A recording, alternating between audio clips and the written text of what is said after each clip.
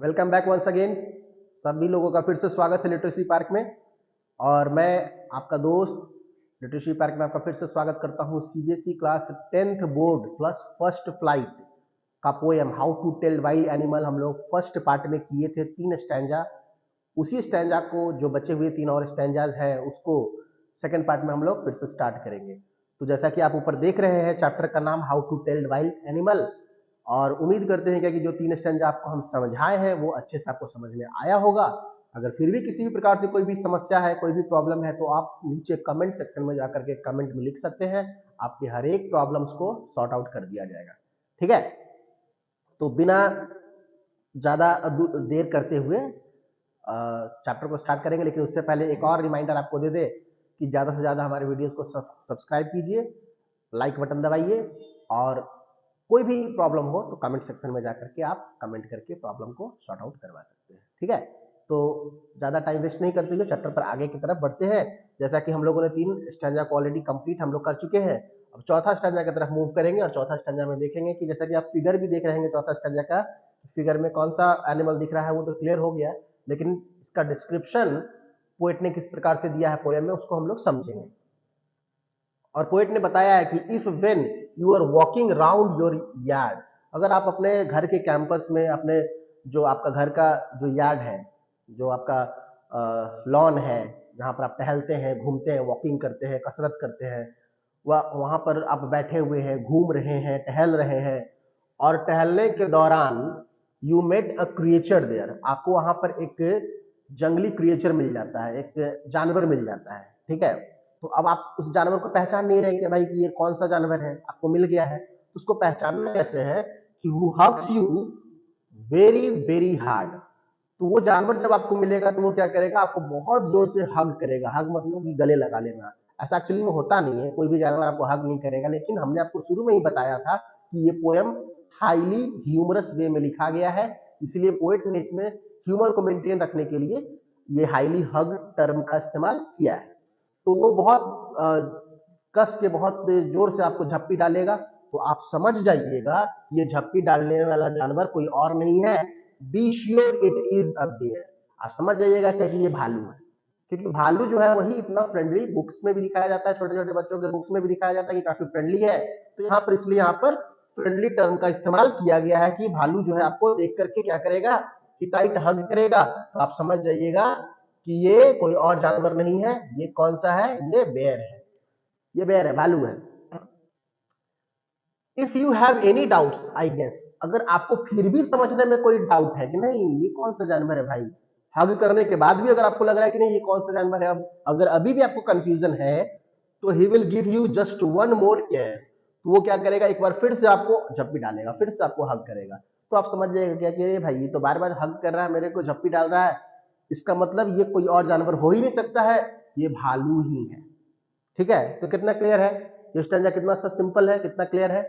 अब टाइम ज्यादा वेस्ट नहीं करते हुए देखिए, इसमें सबसे पहले राइमिंग स्कीम का चर्चा हम लोग कर लेते हैं।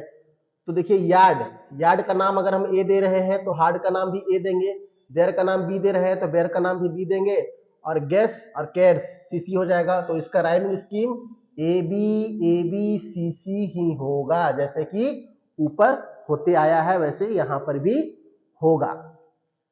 इसके साथ साथ देखिए योर यार्ड, ये क्या है, एलिट्रेशन हो जाएगा, क्योंकि वाई वाई इसमें कॉमन आ रहा है तो ये एलिट्रेशन हो जाएगा।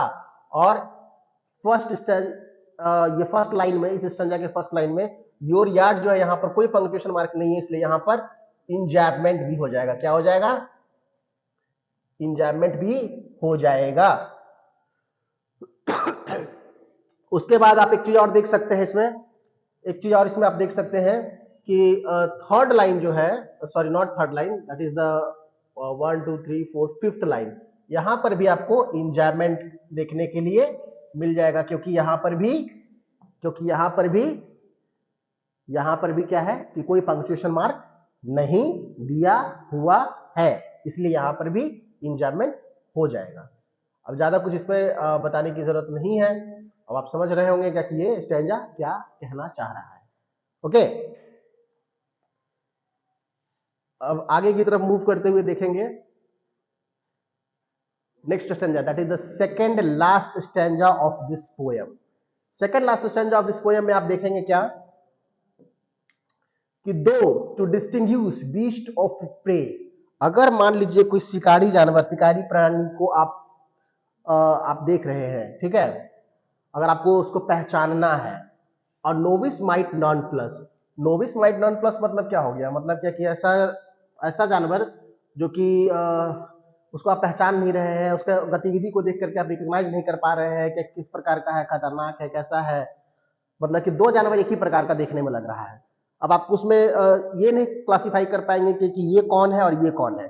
जैसे कि मान लीजिए क्या कि एक एग्जांपल हम आपको दे रहे हैं कि मान लीजिए कि दो फ्रूट्स रखे हुए हैं और दोनों फ्रूट्स जो है वो एप्पल की तरह ही लग रहा है, तो अब आप ये समझ नहीं पाइएगा कि एक्चुअली में ये एप्पल है या फिर ये एप्पल है।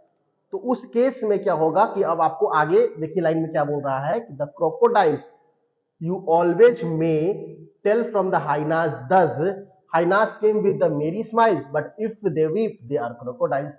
मतलब दो जानवर है एक ही जैसा देखने में लग रहा है, दो जानवर एक ही जैसा देखने में लग रहा है, मतलब आप उसको देख एक्चुअली एक जैसा देखने में तो लगता नहीं है, लेकिन उसका अगर सिर्फ फेस आपको नजर आएगा तो लगेगा कि एक ही जैसा है, लेकिन पूरा बॉडी फिगर देखिएगा तो समझ में आएगा कि हाँ ये दोनों जानवर एक दूसरे से बिल्कुल डिफरेंट है। लेकिन अगर मान लीजिएगा कि एक क्विक ग्लांस आप लिए और दो अलग अलग जानवरों का क्विक ग्लांस लिए और आपको लगा क्या कह रहे ये दोनों जानवर जैसा देखने में लग रहा है, तो आप फिर कैटेगराइज कैसे कर पाइएगा क्या कि ये कौन था और वो कौन था। तो उस केस के लिए बोला जा रहा है कि अगर मान लीजिए कि वो जानवर आपके तरफ स्माइल करते हुए बढ़ रहा है, स्माइल करते हुए आ रहा है, तो आप समझ जाइएगा कि वो जानवर कोई और नहीं है, वो हाइना है, ठीक है। लेकिन अगर वो जानवर रोते हुए आपकी तरफ आ रहा है तो आप समझ जाइएगा कि वो जानवर रोते हुए आ रहा है, इट मीन्स क्रोकोडाइल है। हम लोग मुहावरे में भी ऐसे आम बोलचाल की भाषा में भी बोलते हैं क्या कि मगरमच्छ का आंसू है, ये घड़ियाल का आंसू है, अपने लैंग्वेज में बोलते हैं घड़ियाल का आंसू है, तो ये क्रोकोडाइल्स है मतलब उसका आंसू है, तो ये आप समझ गए होंगे, ठीक है। इसके राइमिंग स्कीम की तरफ हम आएंगे तो आप देखिए कि प्रे को अगर नाम ए देते हैं तो मे को भी नाम ए देंगे, नॉन प्लस को अगर नाम बी देंगे तो दस को भी नाम बी देंगे, और स्माइल्स और क्रोकोडाइल्स को नाम सी सी दे देंगे, तो इसका भी राइमिंग स्कीम जो है ए बी सी सी ही हो जाएगा। इसके साथ साथ देखिए इसके साथ साथ आपको देखने के लिए मिलेगा कि पहला लाइन जो है वो इंजैबमेंट है, क्योंकि इसमें कोई पंक्चुएशन मार्क नहीं दिया हुआ है इसलिए इंजैबमेंट हो जाएगा।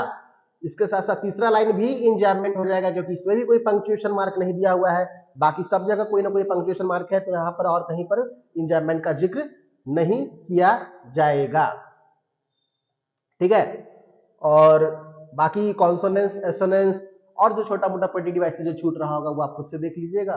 फिर भी अगर आपको कुछ समझ में नहीं आएगा तो आप कमेंट सेक्शन में जाकर कमेंट कीजिएगा, आपको बता दिया जाएगा, ठीक है। तो ज्यादा टाइम वेस्ट नहीं करते हुए अब इसका जो लास्ट स्टैंजा है उसके तरफ मूव करेंगे, और लास्ट स्टैंजा की तरफ देखिए कि क्या दिया है। लास्ट स्टैंजा में है कि द ट्रू चमेलियन, ठीक है, chameleon, sorry, the true chameleon is small, a lizard sort of thing, a lizard sort of thing. He hasn't any ears at all and not a single wing. If there is nothing on the tree, tis the chameleon you see. अब देखिए chameleon मतलब होता क्या है, chameleon मतलब होता क्या है, सबसे पहले ये समझने वाली बात है। आप देखते होंगे कि हम लोग अपने नॉर्मल बोलचाल की भाषा में बोलते हैं क्या कि ये गिरगिट है, गिरगिट की तरह रंग बदलता है, ठीक है, नॉर्मल बोलचाल की भाषा में हम लोग अक्सर इसका इस्तेमाल करते हैं। तो the true chameleon is small, अगर आप सच में कोई गिरगिट को देखेंगे तो वो देखने में बहुत ही छोटा साइज का होता है।